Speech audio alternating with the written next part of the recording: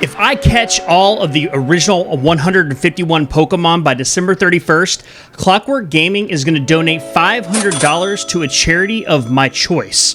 Now, the kicker is, during our 24-hour stream that we did 2 weeks ago that benefited Gamers Outreach, we pulled cards during one of the segments. We ended up donating $150 during that segment because of some of the cool pulls that we had, including the Seismitoad, as well as a couple more. Now, the cool thing about all this is that I have to do everything in person because Clockwork Gaming in Dahlonega, Georgia wants to promote local business and not just internet traffic. So, can we do it by December 31st? I guess we'll have to see, but here's how we did after our very first card show. This is the Mint Exchange in the Woodlands.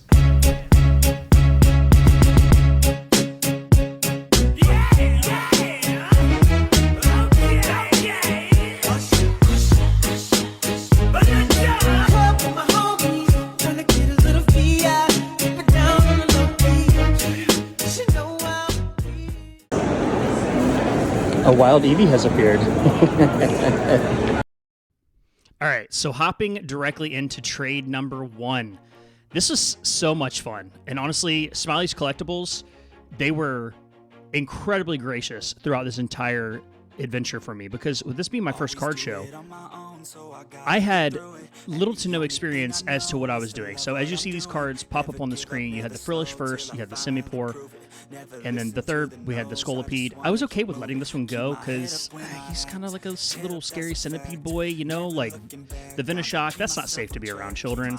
And so I went ahead and traded that one.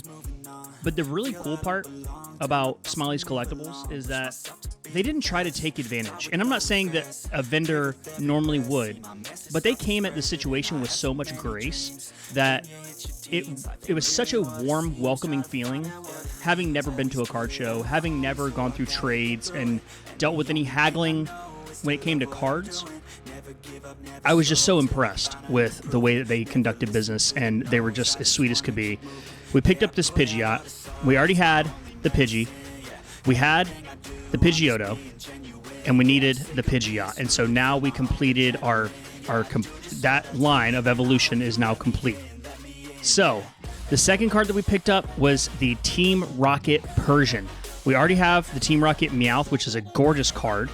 And picking up this Persian, I felt was, again, being able to close that loop of not having a full evolution. And then I saw this, and I probably would have bought this even if 151 wasn't the goal for this, because, I mean, totally, it's like Doug Trio, bro. I mean, why wouldn't you want to pick this card up? So, those 3 cards for those 3 cards, I think it was a great trade. Monetarily, it may not have completely made sense, or maybe it did.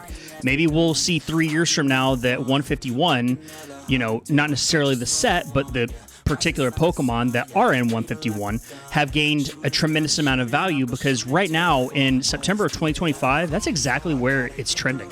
Is at 151, everybody's going for the nostalgia. Everybody is going through all of the motions of wanting to keep their nostalgia alive. I mean, and honestly, in 2025, who doesn't want to keep nostalgia alive? Whether it's 007, Pokemon Stadium, Yoshi's Story on N64, or Donkey Kong Country and Zelda on Nintendo. Who remembers this? You guys remember the Super Game Boy? You plug your actual Game Boy games into this, and then it would go in your Super Nintendo, you know? And then, obviously, Avril Lavigne, come on, Skater Boy. Everybody loves nostalgia. That is what keeps our minds going at this point, is that we love thinking like Andy in The Office. I wish there was a way to know you're in the good old days before you've actually left them. So this is me telling you, we're in the good old days. Now let's get to trade number 2. All right, and trade number 2 started with Nimbus cards and collectibles. We started off with the Daramaka, the Frigibacks, and then unfortunately we had to get rid of the Zekrom EX. However, we did manage to get the Lickitung, which, look at him just taking that ice cream down. And then we also got the Execute. I love this one because it's like on a sports court, but then like the middle is the Pokeball. I think this was a W trade. I think that everybody won because the really cool part about working with Nimbus cards and collectibles is that they were actually going for stuff that was in their own personal collection. So like they were trying to complete their own stuff as well as be vendors and make a little bit of cash on the side. But it was just really cool to be able to have a good conversation with them, let them know what the challenge was and how much they were actually helping by doing this. And honestly, seeing that licky tongue, I just had to say yeah. Licky tongue. And now that everybody has left the video, let's move on to trade number 3. First card was the Herdier. I love this card. Just like, such a good boy, just like chilling on the couch. And then we got the Dieno. The way that this holo looked when you're actually looking through the branches, it was mesmerizing. But we picked up the Dragonair. Incredible card. Absolutely gorgeous. The Goldeen felt more like a thanks for playing consolation prize. And then we picked up none other than Sexy Horse. Look at those eyes. Rapidash. And I think that this was a huge win for us because, I mean, these cards have done nothing but go up in value, and the ones that we traded away actually kind of stayed about the same. So I think that this was a huge win. Again, not that we're going for value, but it doesn't hurt to have value in the cards you're collecting, right?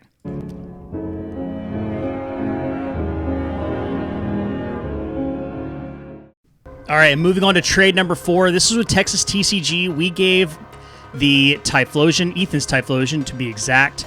This is the only card that we traded, and we ended up getting a pretty good haul here. We started off with the Nidoking. Beautiful card. The greens are just incredible. And then we went to the Gloom, which I think that this card is one of the prettiest that I've ever seen. And how does this make you feel? Not great. And so we actually moved over to the Machoke.